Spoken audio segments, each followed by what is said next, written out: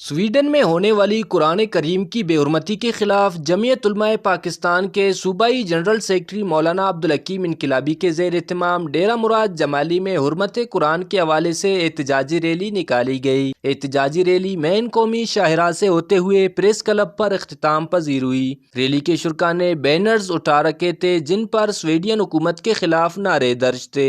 Rally کے شرکاء نے عظمت قرآن پر جان بھی قربان کے فلک شگاف نعرے بلند کیے، جبکہ ریلی کے شرکاء نے سویڈین حکومت کے پرچم کو نظر آتش بھی کیا۔ اس موقع پر ریلی کے مقررین نے وش نیوز سے بات چیت کرتے ہوئے کہا کہ ایک ملعون نے قرآن جلایا اور آج تک وہاں کی حکومت اس ملعون کو گرفتار کرنے کے بجائے اس کو تحفظ دے رہی ہے، اور ہم اپنے حاکموں کی بے حسی کے خلاف نکلے ہیں کہ ہمارے حاکم اتنے بے حس ہیں کہ دنیا بھر میں جہاں انگریزوں کا غیر مسلم دل چاہے صاحب قرآن کا مزاح اڑائیں یا قرآن کی توہین کریں یا اسلام کا مذاق اڑائیں، یہ ہمارے حکمران تماشا بنے بیٹھے ہیں، ان کو منت کر رہے ہیں، ان کے پاؤں پکڑ رہے ہیں ہمیں قرضہ دے دو۔ ہم اپنے حکمرانوں پہ لعنت بھیجتے ہیں، ایسے چاپلوس حکمرانوں پہ لعنت بھیجتے ہیں۔ ہم سویڈن حکومت لعنت بھیجتے ہیں، جس ملعون نے قرآن جلایا ہے اس پہ لاکھوں کروڑوں لعنت بھیجتے ہیں۔